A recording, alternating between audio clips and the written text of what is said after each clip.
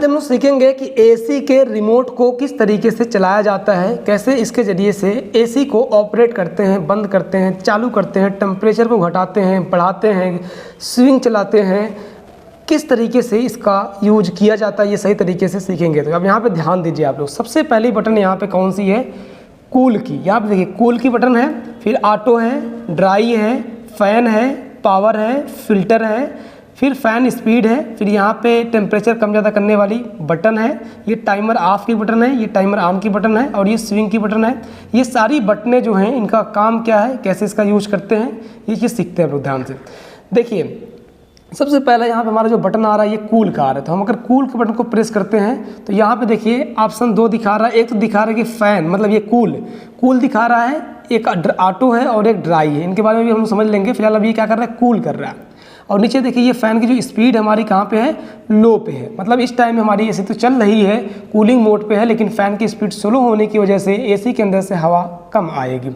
अगर हम चाहते हैं कि कूल मोड पे ही रहे लेकिन एसी की थोड़ा हवा जो हमारी है वो बढ़ जाए, तो हम क्या करेंगे, फ़ैन की स्पीड, यहाँ पे हमारे पास एक फ़ैन स्पीड की बटन है, यहाँ से हम क्या करेंगे, इसको हम घटा बढ़ा सकते हैं। देखिए ये हाई हो गया, फिर देखिए मीडियम हो गया, फिर लो हो गया। अब यहाँ पे ध्यान दीजिए इस एरो को देखिए, ये एरो कहाँ जा रहा है, अभी हाई पे है, हम इसको फ़ैन स्पीड के ज़रिए से इसको हम नीचे कर सकते हैं, मीडियम फिर लो। मतलब अपने हिसाब से हम इस फ़ैन की स्पीड को घटा बढ़ा सकते हैं।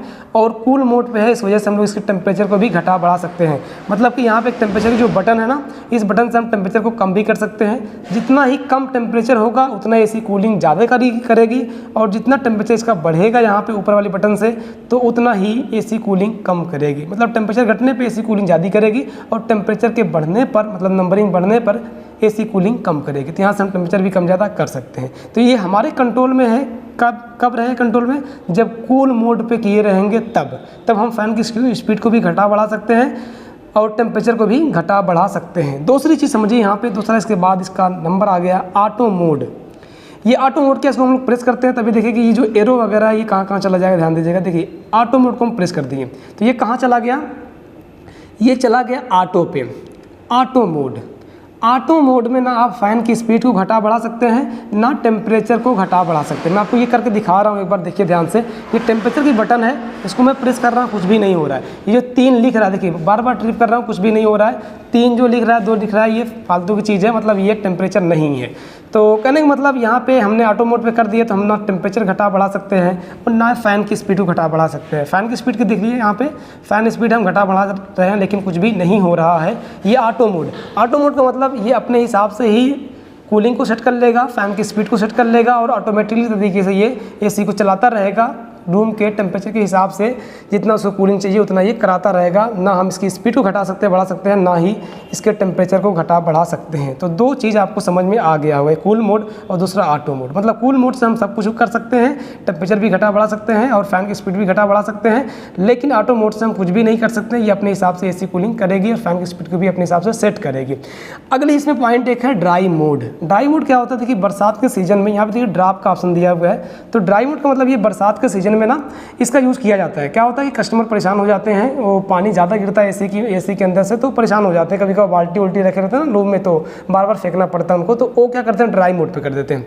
तो ड्राई मोड पे क्या होता है, इसको देखिए एरो कहाँ जाएगा, ध्यान दीजिएगा। अभी ये ऑटो मोड पे था, अब कहाँ जाएगा, देखिए ड्राई मोड पे। देखिए ड्राई मोड पे आ गया ना, ये ड्राई मोड पे आ गया और फ़ैन की स्पीड ऑटोमेटिकली कहाँ आ गई, लो पे आ गई। तो इस कंडीशन में अगर हम ड्राई मोड पे चलाएंगे तो बरसात में जो पानी ज़्यादा गिरता है वो पानी कम गिरेगा। ये क्यों ऐसा होगा, इसको थोड़ा सा समझ लीजिए आप।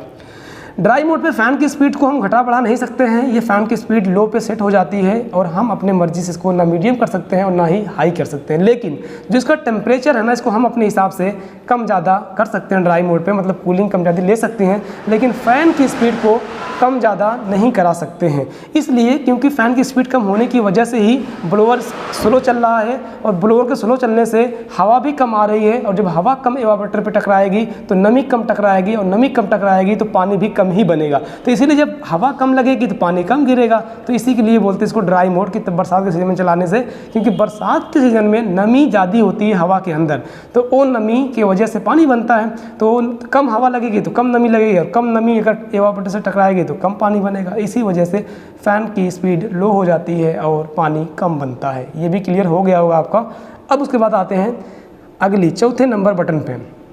ये फ़ैन कुछ कस्टमर ये कहते हैं ना कि हमारी एसी जो है कूलिंग नहीं कर रही है, लेकिन उसका इंडोर चल रहा है, आउटडोर नहीं चल रहा है। तो उस केस में कुछ बच्चे क्या करते हैं ना, गलती कर देते हैं, बच्चे छेड़खानी कर देते हैं इसमें, या बड़े ही कुछ न जानने की वजह से ये सब काम कर देते हैं कि रिमोट से कुछ गलती कर देते हैं।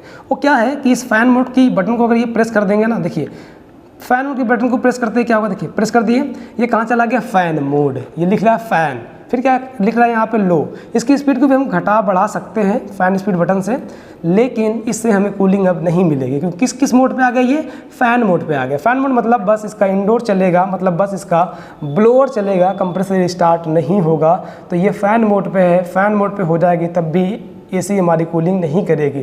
तो कभी कभार अगर आउटडोर ना चले तो देख लिया कहीं रिमोट से कहीं फ़ैन मोड पे तो नहीं कर दिया गया, तो यहाँ से हम बस हवा ले सकते हैं लेकिन कूलिंग नहीं ले सकते। ये ऑप्शन क्यों दिया गया इसको समझ लीजिए।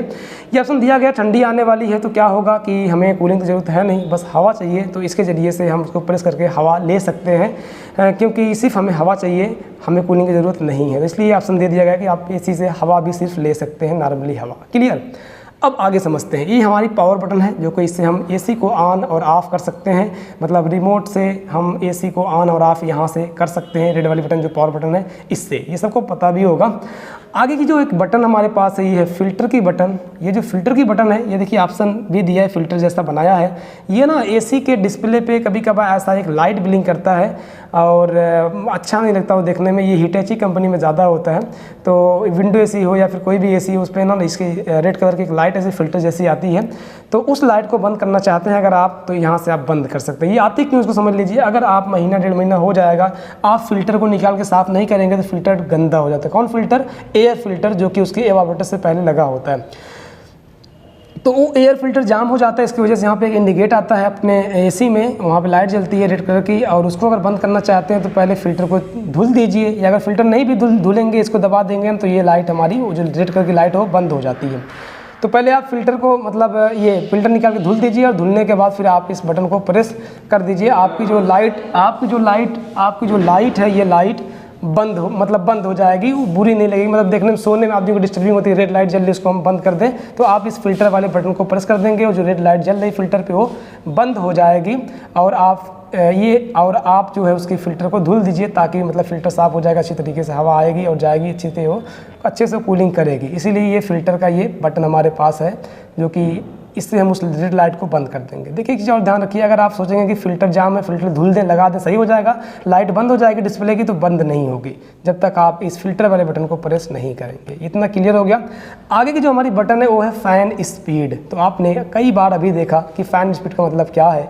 फ़ैन स्पीड का मतलब यही है कि हम यहाँ से फ़ैन की स्पीड को कम ज़्यादा कर सकते हैं। क्लियर।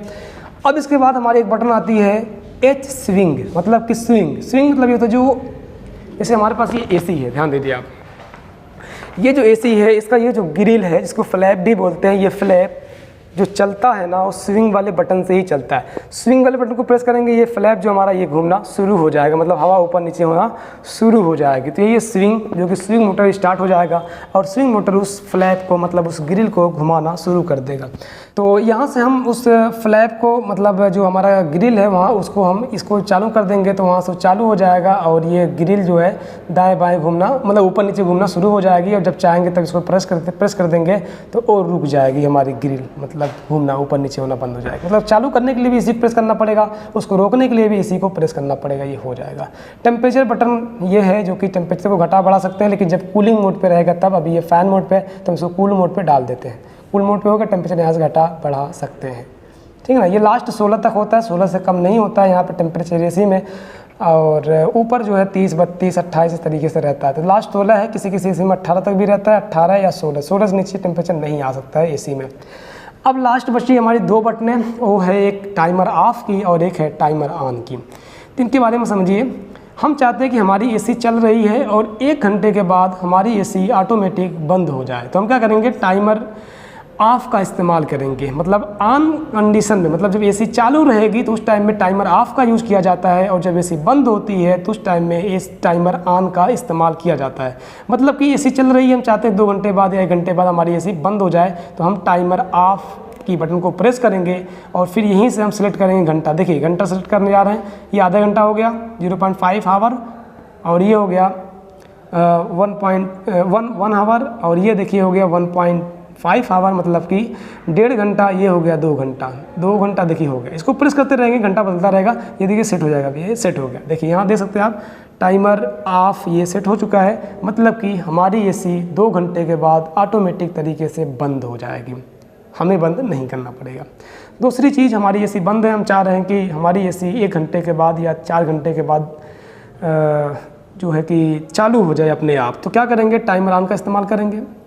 पलक लगा रहेगा, डिस्प्ले में लाइट रहेगी, आप उसको प्रेस करना है। कितने घंटे, 5 घंटे बाद। तो 1 घंटा हुआ, 2, 3, 4 और ये हो गया 5, छोड़ देंगे, सेट हो जाएगा। ये टाइमर ऑन आप देख सकते हैं, ये टाइमर ऑन हो गया। टाइमर ऑफ दोनों का ऑप्शन है, क्योंकि हमने इसको हटाया नहीं था। तो फिलहाल ये टाइमर ऑन का ऑप्शन आ चुका है। मतलब एसी हमारी जो है ये 5 घंटे के बाद ऑटोमेटिक स्टार्ट हो जाएगी। लेकिन अगर हम चाहते हैं कि हम ये टाइमर का ऑप्शन है इसको ख़त्म कर दें, टाइमर लगा है इसको हटा दें, तो हमें क्या करना होगा, इसको प्रेस करना होगा और प्रेस करते जाना है।